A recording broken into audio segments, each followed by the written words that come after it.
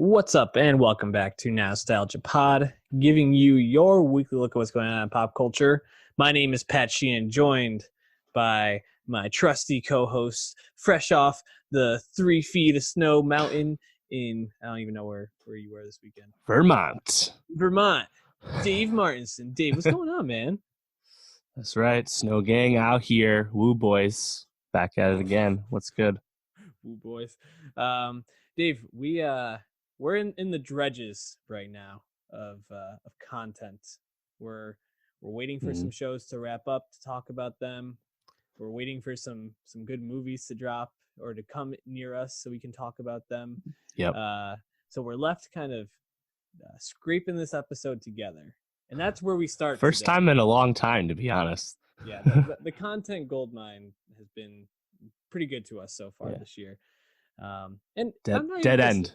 We hit an air cavity. Got to back out.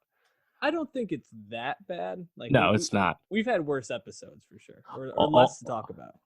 The deeper we look, we're like, oh wait, so and so also dropped music this week. All right, we got more stuff. Excellent. Exactly. we went from like 2 high-profile albums to 4 high-profile drops. So not too shabby. But we're gonna start somewhere that most people would probably consider pretty shabby. It's been a while since we talked about these topics on the podcast. We're gonna start in the reality TV world. Dave, a lot of reality television is in the culture right now. We got a new Bachelorette announced today, Claire Crawley, 38 years old. The people love the pick. We have The Bachelor wrapping up with probably one of the worst Bachelors ever in history.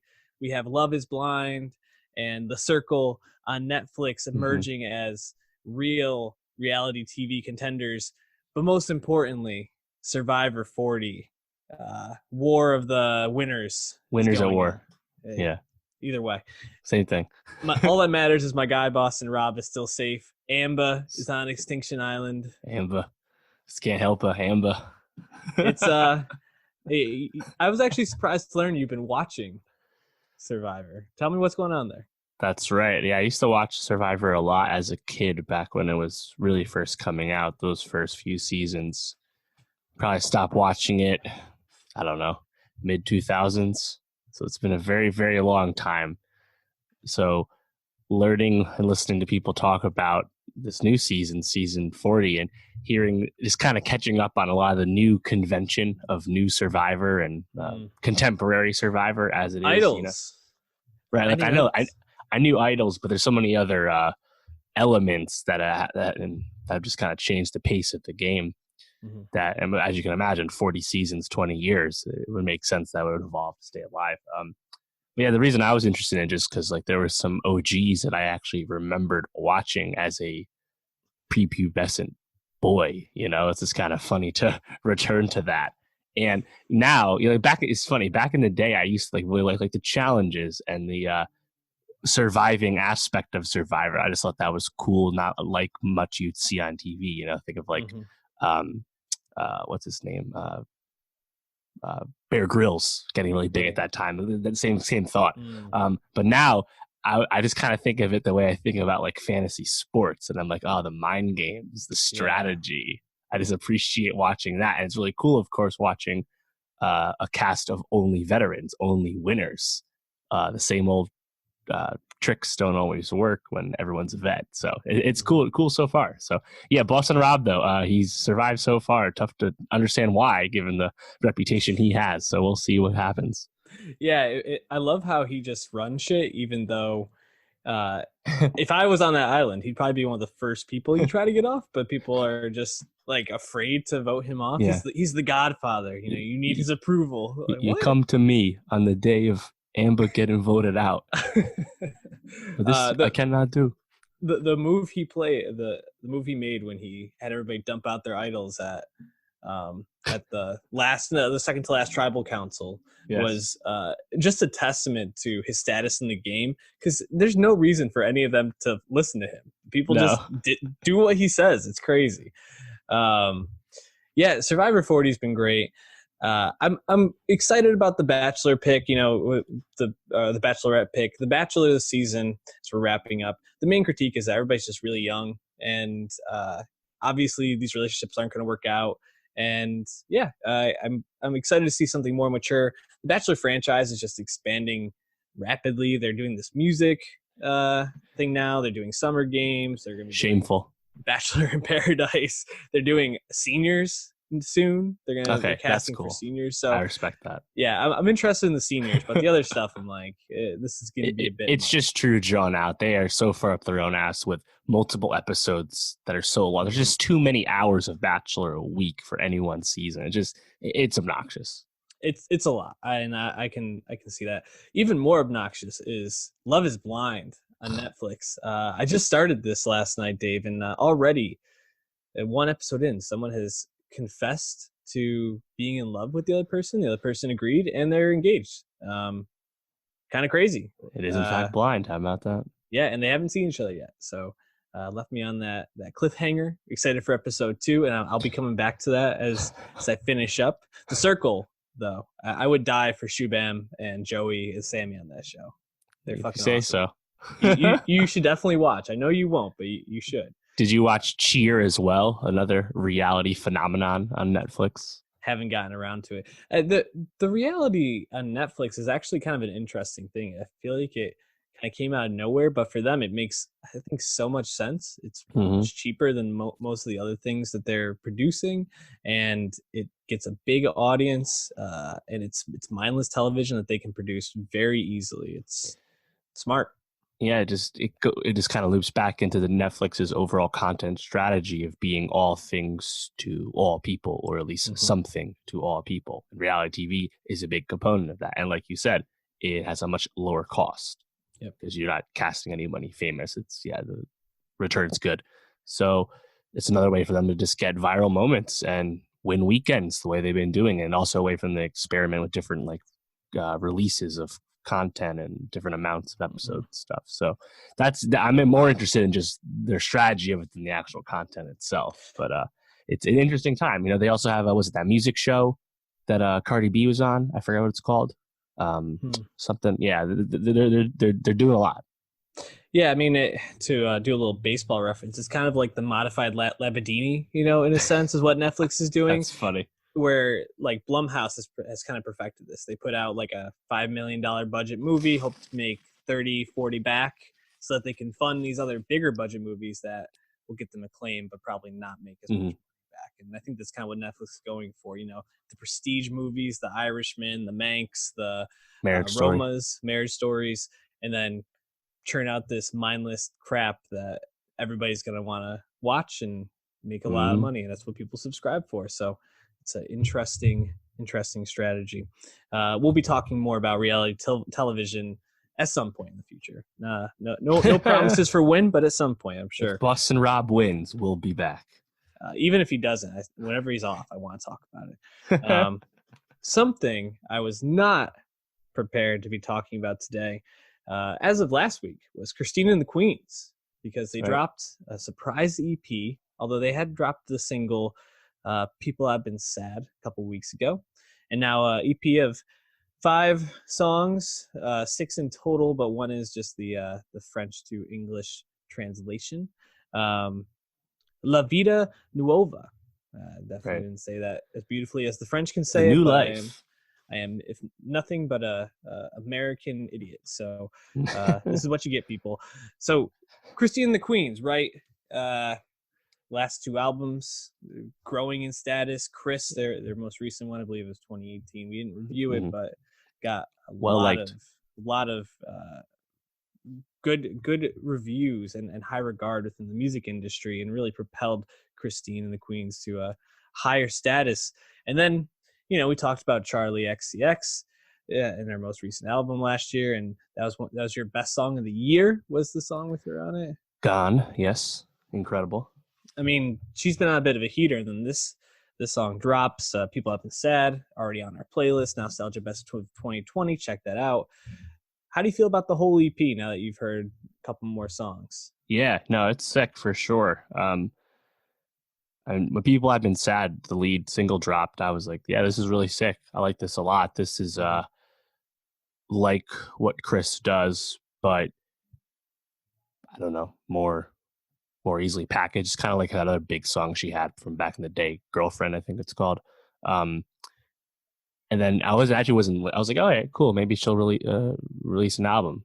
And then sure enough, this EP comes out with very limited notice, also released on Because Music, the independent label, like her other stuff. So I think it's really interesting too, because this is the first time she's done Italian lyrics since the very first album. And just hearing an EP that uses English, French, and Italian, that's just obviously very uncommon for any kind of mainstream music, and especially something like I think as accessible as synth pop of this sound, you know. But I think it's pretty fucking good, and I think people have been sad is the obvious highlight. That's just kind of highlights what she does in terms of really getting emotional and making those emotions easy to grasp and I guess understand the feeling. And it's very, very, very intimate performer and lyricist, and that really comes across in this EP. I also like Nada a lot as well. Yeah, you know, I think intimate is a really it's a good word to describe it. You know, the song that stood out most to me, and people have been sad, is fantastic, but Mountains We Met, I thought was really moving. It's really in that that same lane for me as something like the Nationals' Light Years from last year, where it was like, I just thought it was an absolutely beautiful song, very like chill, low key vibes to it, but just something about her vocal performance in that track and the way that she kind of layers in the Mountains We Met is just fantastic. I thought that was the song that stood out most to me, but you kind of hit the nail on the head. Christina the Queen's just so good at evoking emotion and projecting her meaning through her vocals, and even when she's in French, it's riveting stuff. And the production on this, I mean, it switches tempos pretty much. Every song goes up and down throughout the whole thing, but you're hanging on every word. I'm hoping that this is leading to a bigger album, because it feels like she's just continuing to kind of find her stride within the industry. Did you by chance watch the music video accompanying the EP? I did not. No, it's like more of a short film, right?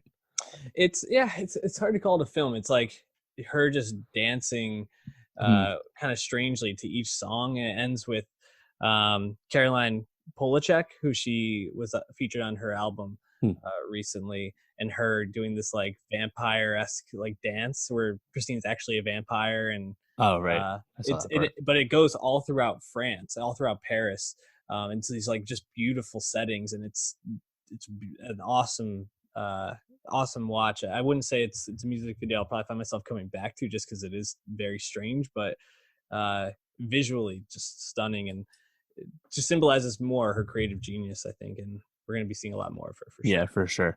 Yeah, People Haven't Been Sad, definitely one of my favorite songs of the year thus far, no doubt.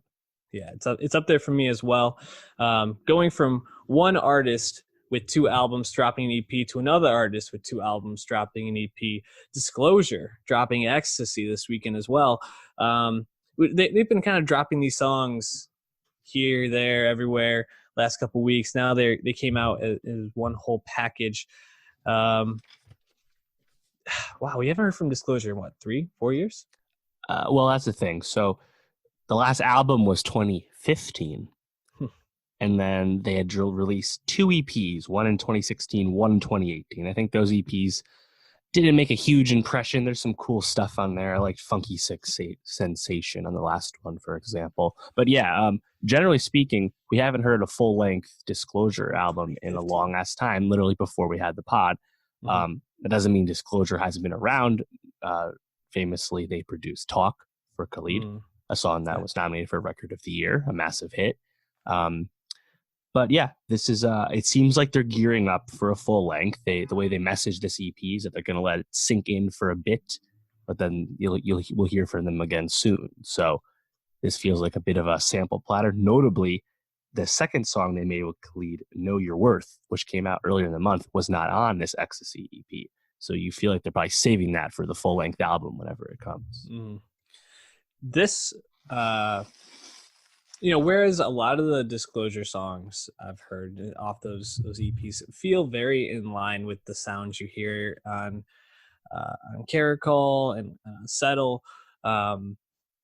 This feels incredibly eclectic, and it feels like they are drawing a lot of influence from a lot of different genres, a lot of different parts of the world. And I thought this Ecstasy EP was fantastic, especially the Tondo was just probably one of my favorite dance songs of the last couple of years. Just the energy of it, the production of it was incredible. I also really liked how they basically flipped this this Etran Finatwa sample, and I thought that was absolutely encapsulating too. Just they had this like I don't know. I don't even really know how to describe it. It's just like chanting that they flipped over and put a beat to eventually, and it was mesmerizing. So a lot of different sounds throughout this. Obviously, a lot of disco influence. Seems like they're going a little bit more upbeat than maybe they have in the past. Yeah. What was your feelings around this sample or about these collection of songs? Oh yeah, no, there's a ton of samples on here too. Even on Ecstasy has that disco sample. Yep. From Aquarium Dream.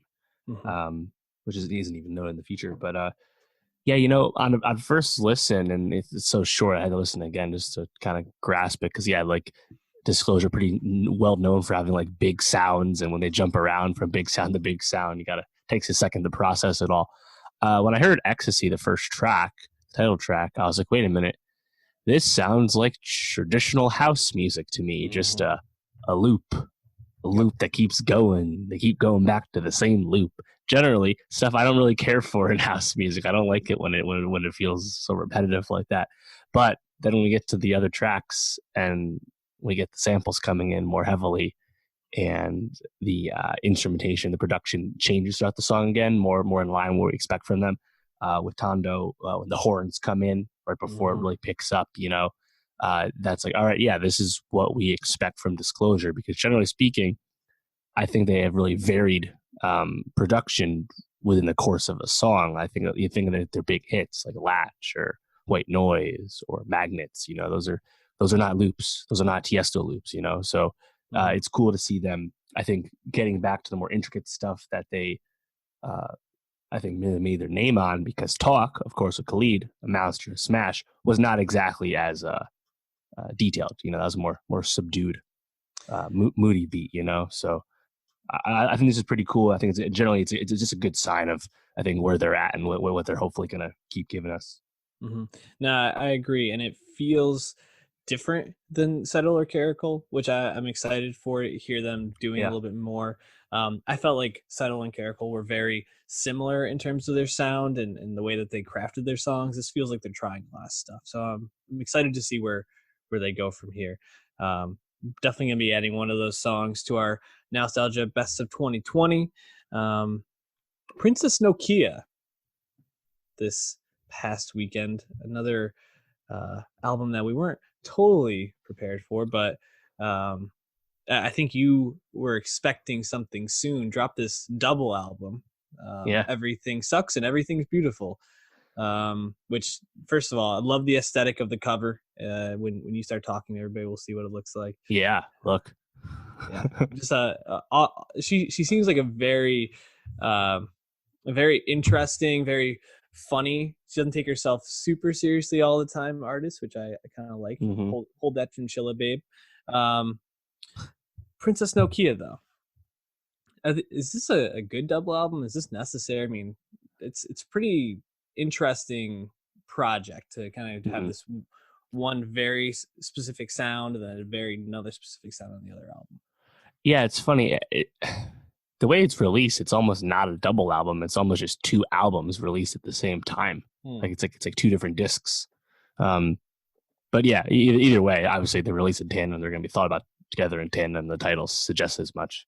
So I'd been expecting something because she had dropped Balenciaga, which is off Everything Sucks, back in November. I liked that song a lot. I was just it seemed like she was gearing up, and then she started doing some other stuff. But again, this was still kind of ghost drop, so it wasn't on the radar.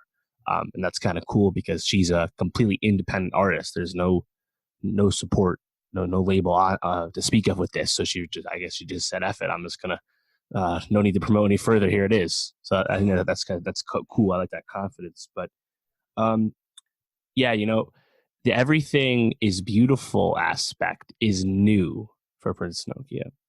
And I don't know how you felt about that, but for me, that kind of just reminded me of some like No Name karaoke to me, like in terms of the tone of the messaging, the tone of voice, and I guess the lack of punch, even if it's talking about more deeper themes. I feel like that was a little No Namey, a little Chance, even, I guess. And then Everything Sucks was just more trap, more I guess pretty simple as well. But my overall takeaway was that Princess Nokia is still kind of bouncing around in terms of sound. Like the last project was much more emo-y, and I mean she kind of got on everyone's radar in 2017 when she dropped 1992 Deluxe. That's a really good tape, and she's kind of just been a presence as like a unique New York underground rap figure, truly underground. But coming off this double album, I'm still confused as to where I want her to go, because I feel like her strengths are kind of in between these two things, and she kind of just oversimplified both sides of these sounds on these two discs. It's like almost like she spread herself too thin. Maybe if she had focused and tried to come together on this, I would have liked it more. So yeah, it was kind of interesting to me, just because I'm just kind of left with it. I'm not sure where she wants to take it. But I mean, what did you think? This was your first time listening to her. We talked about it briefly when Seven Rings dropped by Ariana Grande, because she was kind of biting. Ari was kind of biting some Nokia flows, but we haven't ever reviewed one of her projects before. Yeah, I thought it was very ambitious to have these two concepts. I'm not sure if the quality was there throughout each project. Like I found myself listening fairly passively as I was doing other things, and just kind of being like, oh, that song really stood out to me. And then I'd go a song or two where I felt a real lull. Perhaps if I gave it more of a closer listen, I would have found them to be a little bit more consistent, but I did feel like it was a bit up and down. But yeah, like the trap that you talked about on Everything Sucks, I found a little bit more up her alley, and she seemed to kind of rock with that a little bit more. Like Crazy House really stood out. I thought that song sounded fucking awesome. Gross and Just a Kid were also tracks off that, which I liked a lot. Just a Kid flows interesting. Yeah, and I think she just flows over those a little bit better, whereas like Gemini and shit, SHIT off of Everything is Beautiful, those are the ones that stood out there. But I agree, I kind of wrote down, this feels like more Chicago rap that we've heard, but just done better. So I agree, it's kind of like that No Name karaoke, so to speak. And I'm glad she's trying stuff though. Like it's cool that she seems to want to explore, has a vision. Dropping 2 albums at once is definitely unique. So I appreciate the attempt. Don't know if it landed totally, but I appreciate it.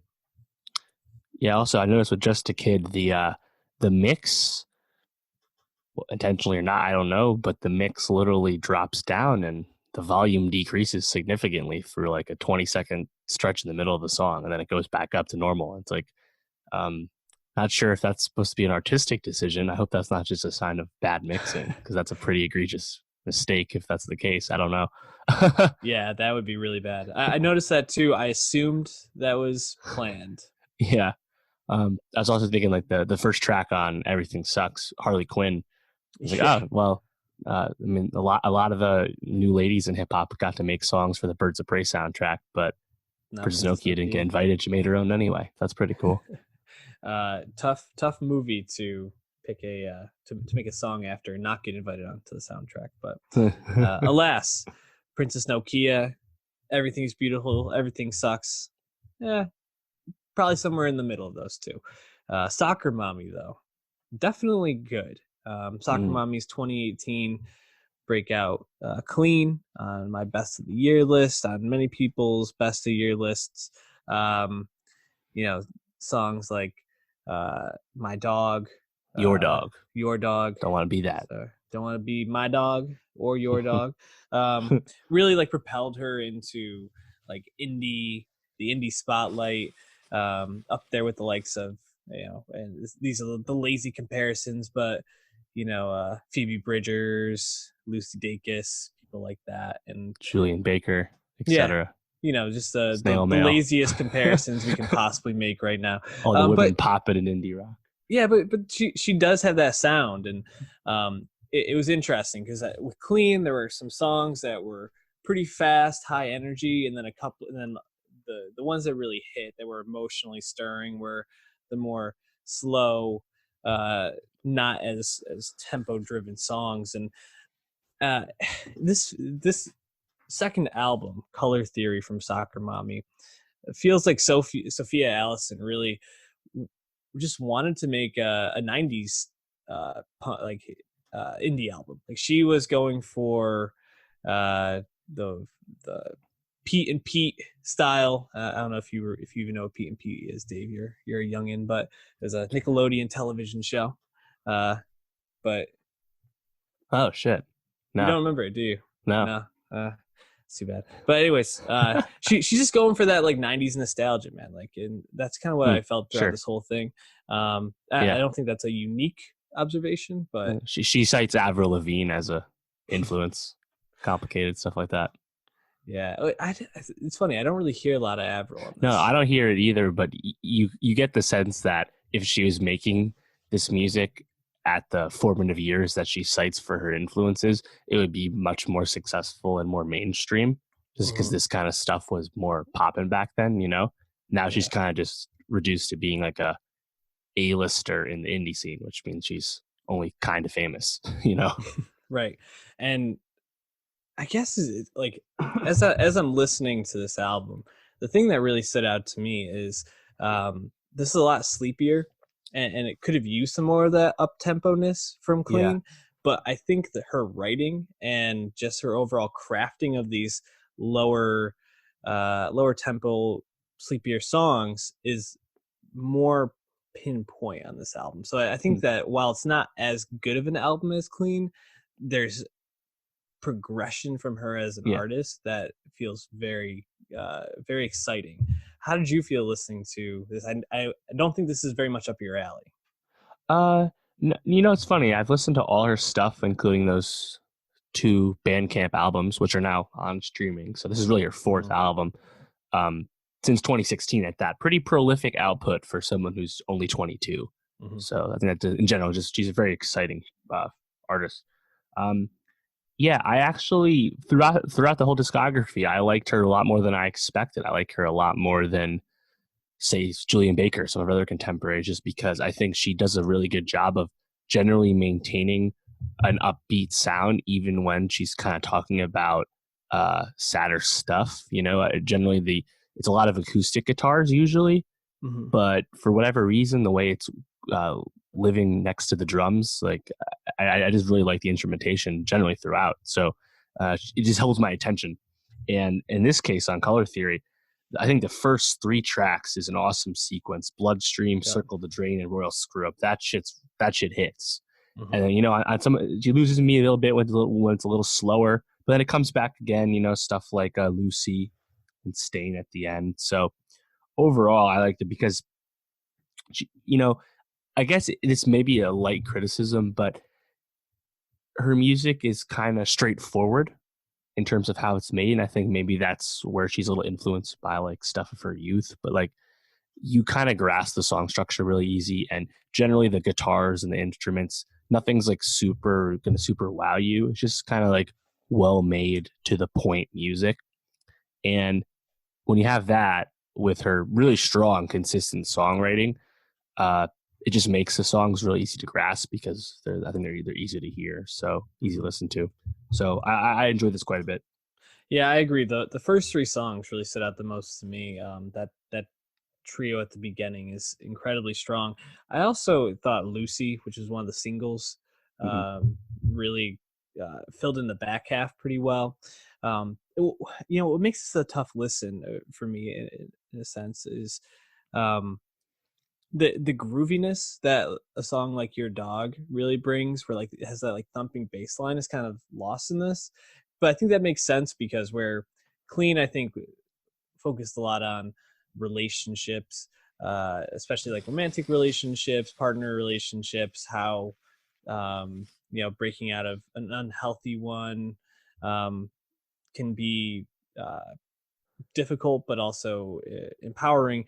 This really focused a lot on Sophia's relationship with her mom, and her mom who's dying of cancer specifically, especially near the back half.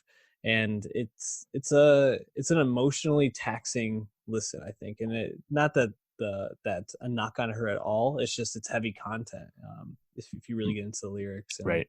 The songs aren't very uplifting in that sense. So if you're sitting with that, it can be a bit heavy. How did you feel about the centerpiece of the album? Yellow is the color of her eyes. 7 minutes. Yeah, my thoughts on long songs like that. Honestly, I think the highlight circle the drain. Drain. Yeah. Yeah. The song's fucking awesome. Emotional highlight anyway. So yeah. I think this kind of makes sense as a progression from Clean to Now, because she's progressed in terms of acclaim, and she's talked about in profiles recently about how, as someone on an indie label, she really just makes her bones touring like most musicians. So her life has certainly changed a lot recently, and combine that with the personal issues she's going to get into, obviously, with the family. She's changed, so it makes sense that her music has changed a little bit too. We're poised to be talking about these female artists in the indie sphere this year, as I think Phoebe Bridgers is gearing up for an album. Just dropped a great single, Garden Song, which is on our playlist. Waxahachie just dropped a couple of songs and it seems like they're gearing up to drop an album as well.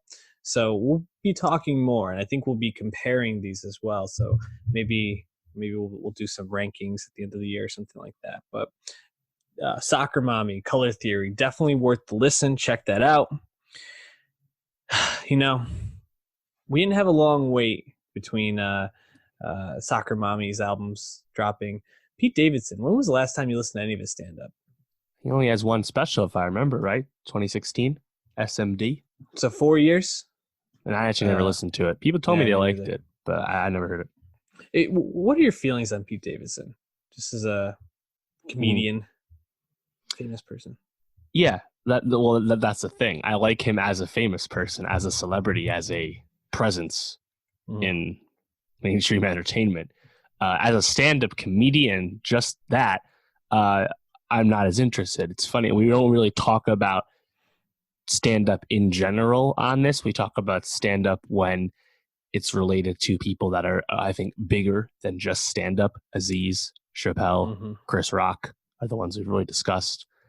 Pete Davidson, whether justly or not, is in that group because he's famous for more than just being a stand-up comedian. I feel like he's kind of been in our lives a long time because he got on SNL like 6 years ago. He was the first cast member born in the 90s to be on the cast. And I think he had some early hits on SNL in terms of just bits. But yeah, now he's just kind of known for more being just being a tabloid fixture, and of course branching off into movies. So yeah, I'm just more interested in just following the career. And in particular, I'm actually very excited because he has a movie coming out on Hulu on the 13th of March called Big Time Adolescence, which got a warm reception last year in the festivals, and apparently he's really good in it. So I'm excited for that. But yeah, as a stand-up comedian, he's a little mid. Yeah, I agree. Definitely mid. Isn't he also going to be in the Lebowski follow-up, the Jesus Rolls? I think he's is he? In that cast. Hold on. Yeah, I think he plays his son or something like that. Yep. So he's also he's in The Suicide Squad from James Gunn. He infamously got time off from SNL to film that, much as chagrin of some of his coworkers. Yeah, and he even when he's on SNL, he definitely seems to be working hard. Although I didn't see this week's episode, but John Mulaney was on it, and I think he was in a lot more skits because they've been touring together doing the whole thing. They're like legit friends. Yeah. Other than that, it seems like Pete just doesn't have a much of a presence on SNL for whatever reason. He's just not involved in a whole lot of it. And apparently he's not super involved in the writers' room either. He's just kind of a weird presence on the show because they never really grown him out. And now he's kind of bigger than the show, despite never really becoming a fixture of the show itself. It's very, very interesting. Yeah, it's weird because if you follow the show at all, he has one reoccurring character who they use a lot. His name is Chad, and he just basically is like, oh, okay, like he just is this dumb white guy. It's that, and then he'll show up on Weekend Update to do his own shtick, but he's just playing himself, not a character. So he never is really ingrained himself there. You know, he came out hot. His first appearance on SNL, people were like, oh man, this is like the next Eddie Murphy. It was hilarious. Got a lot of attention, and then he never seemed to really propel that forward on the show.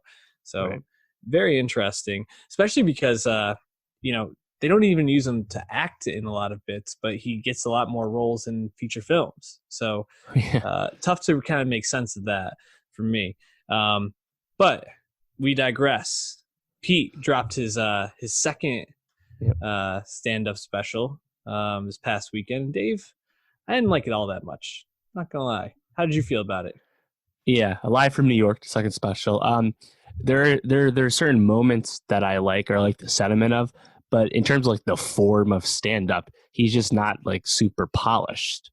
Like digressions, longer than normal pauses, just giggling on stage, muttering. You know, it's just kind of he's just not as refined as a stand up comedian. Whether so.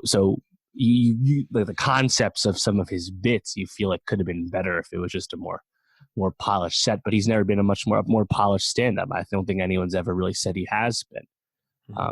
You know, I think he made some noise, was it last year when him and Mulaney did like that small run of shows together throughout the country, but that's more just because he can just riff with one of his boys. No, he would be the first to tell you he's not a Mulaney's level as a setting up a joke or something. But yeah, like I think he kind of leaned into his strengths though on this special, because he leans into the fact that he's a famous guy with a lot of shit going on, and he just kind of tells us more about that. And I think that's what we're most interested to hear from him. So, you know, like I feel like the Louis C.K. Joke. You obviously saw the joke coming a mile away. He didn't know he set it up great, but it's just kind of funny hearing him tell that story. Same thing when he's going to spill the tea on Ariana. Like, he's a famous person, and he has a lot of baggage. So I don't know. I agree for what he was working with, and his lack of experience in this realm. I guess it was better than it could have been. However, I just found myself bored for stretches of this, and it's funny because I think the Louis C.K. thing was a great way to kind of come out. The Ariana stuff was definitely interesting. I think there was some really good payoff with that. But then I found myself probably most interested, like third most interested at the very end. When he started telling the story about his dad. Kind of ends with the weird story about the friend. Dad. Yeah, right. And like I thought that was fantastic. And then it ends, and I was like, oh man, like I feel like it's always good to go out on a big laugh. But when you go for long stretches where I really felt just uninterested, it just feels like you're leaving me wanting more when there's nothing more for you to give me. It just did not feel like it was paced, I guess, well in that way. But maybe that's all he had. I don't know. I guess I was just disappointed with it, and I haven't found a lot of these specials to be great. You know, and they just announced today, Netflix, that they're going to be doing this whole comedy thing in LA coming up, to the Hollywood Comedy Rodeo. That's what they're calling it, or something like that.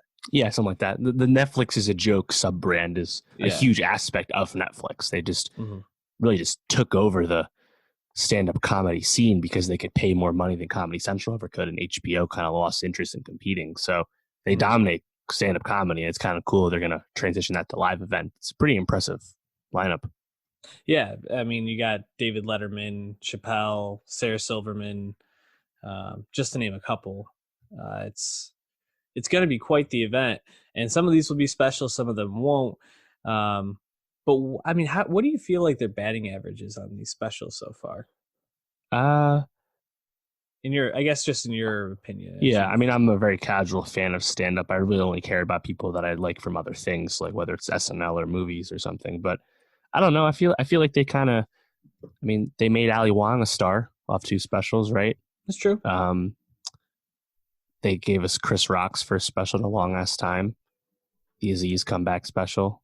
You know, a lot of Chappelle ones, some of which won some awards. Jerry, I mean, I didn't watch the Jerry Seinfeld one, but that was his first one in a while.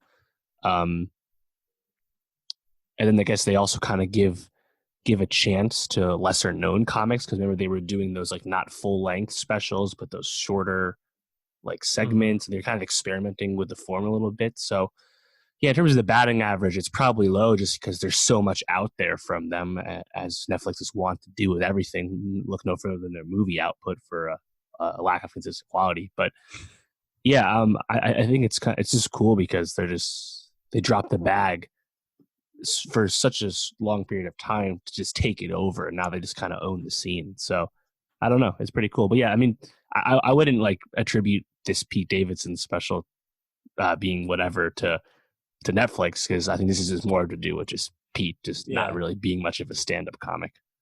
No, I agree. I guess I feel a little disappointed in these specials. It feels like, like you mentioned some of the bigger ones, those are the ones we've talked about, and I'm not totally versed on some of the smaller ones, which things like, I think Ronnie Chang has gotten really strong reviews. I haven't had a chance to listen to that yet. I don't know. I just felt disappointed by it. I kind of wish that there was some more competition with them. Perhaps that might push them. But, like you said, it kind of comes back to the people doing it. And I think stand-up and comedy just in general is in a very weird spot right now as we move forward. Sure. What was once acceptable is not anymore. Things like TikTok are kind of seen as like kind of capturing like the up-and-coming comedy sphere of like making something short, quick, witty. It's post-Vine world. Yeah, it's a strange atmosphere in comedy right now. But if you get a good stand-up, man, there's nothing like it. So, what do you want from Pete moving forward? It sounds like he's not very jazzed about his SNL tenure and probably would just like to leave at this point. So, like I said, I'm curious to see what happens to Big Time Adolescence and whether he wants to be a movie star in the capital M sense. I don't know, with his mental health issues and all that, but it seems like that's the road he's moving towards. That's a good question. Man, I don't really know. I think SNL keeps him relevant. He bags a lot of stars. Like somehow he's always it's crazy like, dating someone famous, which I don't really get the long list at this point. He's like young Jeter almost. This like it's pretty nuts. Yeah, I mean, I guess if anything, maybe continuing to collaborate with Mulaney, who dropped his boy. Yeah, Mulaney dropped a special earlier this year. We didn't talk about it, but it got a lot of positive reviews. I think if there's any chance for him to really propel himself to becoming a top tier comic, it would be through Mulaney's like mentorship, probably. And he's gonna have his own style. He's not gonna ever be Mulaney. Mulaney is really one of one in a lot of ways, but I think that's probably his best bet. What do you think? What do you want to see from Pete? Yeah, it doesn't feel like he's ever going to get to like the intricate, intelligent level of jokes that you think of from Mulaney or Aziz or someone like that. Mm-hmm. So he'd probably have to play into, I don't know, his like Lothario bro status, I guess. But yeah, you're right. He'd have to just work with Mulaney to, I guess, become more polished as a comic. But yeah, I don't know, man. With the level of fame he's achieved through creatively a pretty low volume of output, maybe he'll actually try hard and see what happens. I don't know. It's interesting. I don't think he's at any danger of falling off, though. I really don't, because he hasn't had to do much to maintain his status already. Yeah, I was gonna say maybe he can just kind of become like the Snoop Dogg of the comedy world, where he just is kind of like this like figure who pops up and in these specials or in these like comedy bits, and he's just high, all the time. Yeah. But man, I don't know. I feel like Snoop Dogg still had way more clout, and he had the resume way more than Pete does to back that there's up. no doggy style from Pete Davidson. Yeah. So I don't know. I don't know where he goes. It's gonna be interesting for sure. Yeah. SNL seems short or not long for his future. He'll probably. I mean, I think he's best when he's like self-deprecating. So I'd say stick to that, and you're probably gonna have a lot of material if you keep being a public figure with famous girlfriends that you date for a short amount of time. So let's see what happens. Yeah. Very interesting though. It's an interesting figure for a lot of reasons. The Pete Davidson special at times felt very long, but let's talk about a form that's going to be very short. Quibi. Quick bites, bigger stories. That's their tagline. Got Dave, this is a new streaming service because we needed more of these. The streaming war is heating up like never before. But yeah, it's a short form streaming service, 10 minutes or less shows, movies, however you want to put it. Content projects. Dave, I mean, what are your just general thoughts about Quibi? I mean, this seems to have kind of come out of nowhere, but it's getting a lot of attention. Yeah, Quibi launches on April 6th, and like you said, it's short form content only. And I think the number one detail is that it's for your phones only. It's content made for your phones that you only can watch on your phones. I guess you could cast it to your TV, but there's no TV app, there's no laptop website portal. It's content made for your phone, the same way TikTok and Snapchat video is made for your phone. And it's notable because they've raised a ton of money and had like advertisers pre-buy in and stuff. And of course, it's founded by Jeffrey Katzenberg, who is quite the resume in terms of being the former chairman of Walt Disney Studios, the role now held by Alan Horn.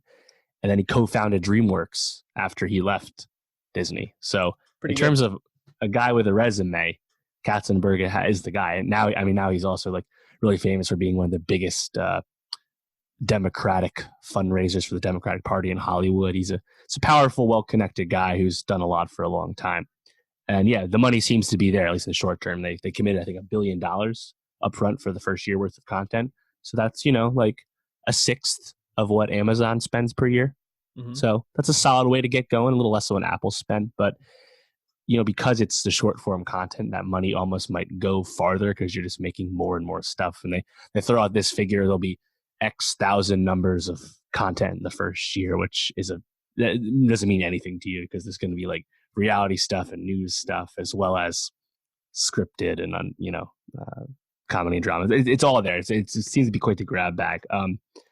And yeah, I think at first glance for most people, they'd be like, "Oh, I don't need more. Do you need more streaming stuff?" Look at the I think abject disinterest in Apple TV Plus thus far. Something that is at the same price point, $5 a month. Something that also has been given away by Apple in a lot of cases with their hardware. Apple TV Plus did not launch well, and I think part of that was due to the quality of shows. But Quibi has to excel on a format where everyone's used to getting stuff for free. Everything on Snapchat is free, and Snapchat has been really doing shit with like shows and stuff, and they get a lot of viewers and stuff. And Snapchat, of course, is ingrained in the young demo. And now, of course, TikTok is not making original content, but people go to it for original content from people. So how can Quibi get in on that and try and get young people to pay at least a little bit, $5, to watch stuff? It's an interesting bet. You look at the content, and I think the two that most interest me are the Fugitive remake with Boyd Holbrook and Kiefer Sutherland, and then Steven Spielberg's After Dark, which is a horror series that will be Spielberg's first time writing something since AI way back, and also can only be watched on Quibi after sunset, which I think is a really cool idea. Yeah, that is cool. But yeah, in terms of this making enough inroads. I don't know like what their like level is to get success, but like because there will be some ads on the $5 a month plan, but I feel like it needs to have some kind of runaway hit to get people to subscribe, just because there's just so much competition, and it's also kind of a, I don't know, like it seems if you listen to there's a lot of research in terms of and like it seems to be it was a well thought out plan. They're not going this willy nilly or anything, but it's hard, man. And so I really have no idea how to expect it to go next month. Yeah, I love the idea. I think best case scenario for them is it's event. It gets enough enough goodwill, enough people behind it. Probably not younger people, I would say, but probably more like the 20 to 30 demographics who are, like watching their kids and watching something quickly on their phone, and more inclined to pay for something. Right, and then eventually it gets pulled into something like Hulu, Apple Plus, because if you think about it, if you're Apple and you're kind of starting to fall behind in the streaming wars, I would say, the big shows they put out really haven't gotten the cultural attention that they were hoping for. I think it'd make a lot of sense to, if this gets off the ground and does get some traction, to buy this quickly, and to make it part of the Apple Plus product. That's interesting. And that because they're already on your phone anyway. That's their whole thing. So that's kind of where I see Quibi going. Is this feels like a quick, like, get in there, couple of shows, get a lot of attention, then it gets bought pretty quickly by a bigger company. Right. That and probably eventually something like A24 getting bought out by one of these bigger studios as well, like Apple Plus or something like that. But Apple has a relationship with A24, so they'd probably be the favorite at this point. But I mean, with Quibi, the scripted shows are going to be like 2 to 2.5 hours in total length, 12 to 14 daily episodes, and they're going to drop a new scripted show every like 2 weeks, they said. So, and then I think they've described in multiple ways that they want to exist between TV and movies. And I think that's at least a smart way to approach this, by attempting to find a new ground and make some new form of content. At least be thought of as something a little differently, which is not the case that happened on Apple TV Plus. They were just making shows like everyone else was making shows, but they're just way less experienced at it. So it's ambitious. And yeah, that's an interesting point, that maybe they could just quickly get acquired by somebody else. I didn't think of that. And looking at the shows that kind of stood out to me the most, it seems like they're really trying to get a very broad spectrum of shows to grab the attention of maybe everything. People. Got everything. Thanks a Million is a J-Lo produced show where celebrities give out $100,000 to an unsuspecting stranger, then has to pay it forward. I think that's a show that could easily get that cry porn crowd, so to speak. Right. The Most Dangerous Game, Liam Hemsworth and Christoph Waltz, seems like a pretty cool idea for a show. He's like playing this 24-hour game to get some monetary value. Chrissy's Court, Dave, I know you love that Chrissy Teigen content, and boy, Judge Judy crossed with Chrissy Teigen sounds just like an absolute blast. Yeah, Legends of the Hidden Temple comeback, Punked comeback. They had some high profile stuff, I guess. They just got to make awareness up so people actually know what the hell this thing is, because I don't think enough the layman knows what the hell Quibi is. I'm very interested in it, and I could see myself investing $5 to check this out, see how it goes. Especially the Spielberg thing you mentioned is very fascinating to me. So I'm definitely excited for Quibi. Bit skeptical because we've never seen anything like this before, where it's made just for your phone. But that's where we're going. Any last thoughts on the Quibs?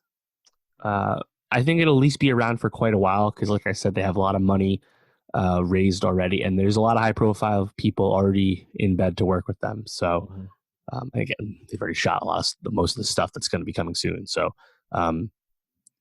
this is actually, I think, an exciting time, and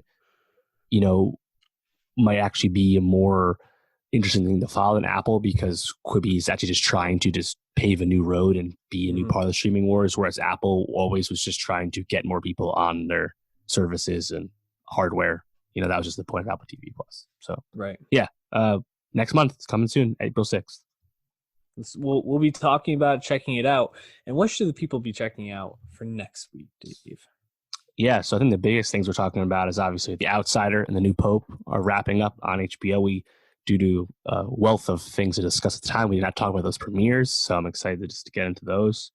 Pixar is releasing a new movie, Onward. That's interesting. Has some solid reviews, like every Pixar movie, so that's cool.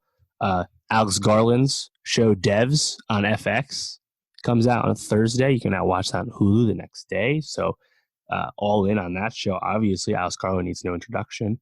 And then on Netflix, we have an original film of note, Spencer Confidential, from Peter Berg, Winston Duke, and Mark Wahlberg. That's at least a trio of people I'll give a peek to.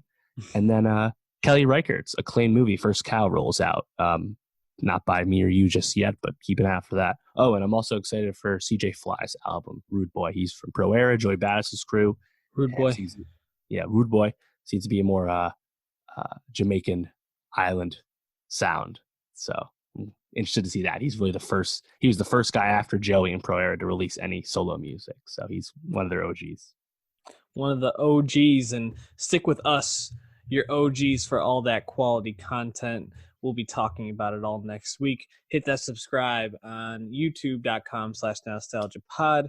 Go to soundcloud.com/nostalgiapod and follow us any way you want to. And also, give us that 5-star rating and review on iTunes if you got a minute. We appreciate you. We'll catch you next week.